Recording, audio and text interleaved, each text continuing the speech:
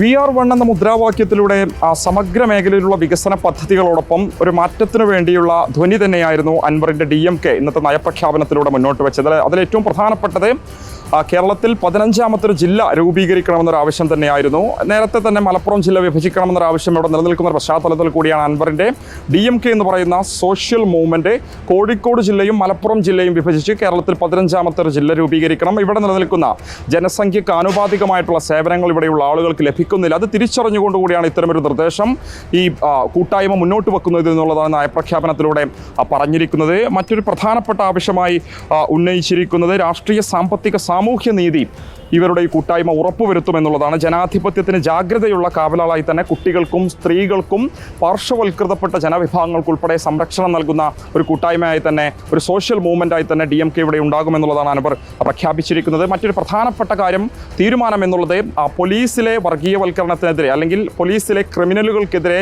ഒരു ബില്ല് പാസ്സാക്കണം. അതിന് മുൻകൈ എടുക്കുന്ന ഒരു സംഘടന തന്നെയായിരിക്കും തങ്ങളുടെ ഒരു കൂട്ടായ്മ എന്നൊരു അവകാശവാദവും അൻവർ ഉന്നയിക്കുന്നുണ്ട്. അത്തരമൊരു കാര്യം തീരുമാനം അറിയിച്ച ഘട്ടത്തിൽ വലിയ ഹർഷാരവങ്ങളോടെയായിരുന്നു ആ ഒരു തീരുമാനത്തെ അൻവറിൻ്റെ അണികളൊക്കെ തന്നെ വരവേറ്റത് എന്നുള്ളതാണ്. സ്കൂൾ സമയം 8 മുതൽ 1 മണി വരെ ആക്കണമെന്നൊരു ആവശ്യവും അദ്ദേഹം മുന്നോട്ട് വെച്ചിട്ടുണ്ട്. പ്രവാസികളുടെയും അതുപോലെ തന്നെ വിദേശ രാജ്യങ്ങളിൽ പഠിക്കുന്ന വിദ്യാർത്ഥികളുടെയും വോട്ടവകാശം ഉറപ്പുവരുത്തുന്നതിന് വേണ്ടിയുള്ള പ്രവർത്തനങ്ങൾ താൻ നടത്തുമെന്ന് പറയുന്നുണ്ട്. വന്യജീവി ആക്രമണത്തിൽ കൃത്യമായ ഇലക്ട്രിക് ഫെൻസിംഗ് ഉറപ്പുവരുത്തണം.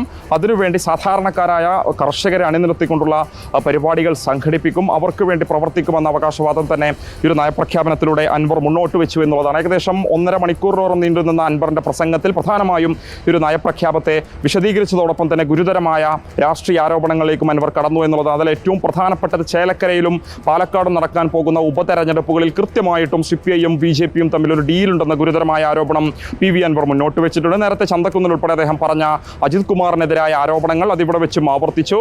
അജിത് കുമാർ കൃത്യമായിട്ടൊരു ക്രിമിനലാണെന്നൊരു ബോധ്യത്തിൻ്റെ അടിസ്ഥാനത്തിലായിരുന്നു താൻ ഇത്തരം ഒരു നീക്കങ്ങളൊക്കെ തന്നെ നടത്തിയിരുന്നത്. മുഖ്യമന്ത്രിയെ അറിയിച്ചിരുന്നു, സർക്കാരിനെ അറിയിച്ചിരുന്നു, പാർട്ടി സംസ്ഥാന സെക്രട്ടറി അറിയിച്ചിരുന്നു. പക്ഷേ സുജിത് ദാസിൽ ഒതുങ്ങിപ്പോയി സർക്കാരിൻ്റെ നടപടി. അജിത് കുമാറിലേക്കും P ശശിയിലേക്കും എത്തിയപ്പോൾ സർക്കാർ അതിൽ നിന്നും പിന്തിരിഞ്ഞു. സ്വാഭാവികമായിട്ടും ഇവരെ തൊട്ടാൽ ആർക്കാണ് ഭയപ്പെടുക അല്ലെങ്കിൽ എന്താണ് ഇവിടെ പ്രശ്നമുണ്ടാകുക എന്ന കാര്യത്തിൽ മുഖ്യമന്ത്രിക്ക് വളരെ കൃത്യമായിട്ട് അറിയാമെന്ന് അൻവർ പറയുമ്പോൾ അത് രാഷ്ട്രീയ സൂചനകൾ നൽകുന്ന ഒരു രാഷ്ട്രീയ ആരോപണമായി തന്നെ മാറി എന്നുള്ളത് തന്നെയാണ്. എന്തായാലും അൻവറിൻ്റെ ഈ ഒരു രാഷ്ട്രീയ പാർട്ടി എന്ന് നേരത്തെ പറഞ്ഞിരുന്നെങ്കിലും പിന്നീട് ചില നിയമ തടസ്സങ്ങളൊക്കെ ഉണ്ടായതുകൊണ്ട് കൂടിയാണ് അതൊരു സോഷ്യൽ മൂവ്മെൻ്റ് എന്ന രീതിയിലേക്ക് മാറ്റിയിരിക്കുന്നത്. ഡെമോക്രാറ്റിക് മൂവ്മെൻറ്റ് ഓഫ് കേരള എന്ന് പറയുന്ന ആ സോഷ്യൽ മൂവ്മെൻറ്റിൻ്റെ നയപ്രഖ്യാപനത്തിന് വലിയ ഒരു പിന്തുണ തന്നെയാണ് ഇവിടെ പങ്കെടുത്ത അണികളിൽ നിന്നൊക്കെ ലഭിച്ചിരിക്കുന്നത്. വലിയ കയ്യടുകൂടിയായിരുന്നു ഓരോ പ്രഖ്യാപനത്തെയും അണികൾ വരവേറ്റത്. വരാൻ പോകുന്ന തെരഞ്ഞെടുപ്പുകളിലും കൃത്യമായിട്ടും ഈ ഒരു കൂട്ടായ്മ അത് രാഷ്ട്രീയ പാർട്ടിയായി മാറുമ്പോൾ അതിൻ്റെ സാന്നിധ്യമുണ്ടാകുമെന്നും അസന്നിഗ്ധമായി അൻവർ ഇവിടെ പ്രഖ്യാപിക്കുകയുണ്ടായി.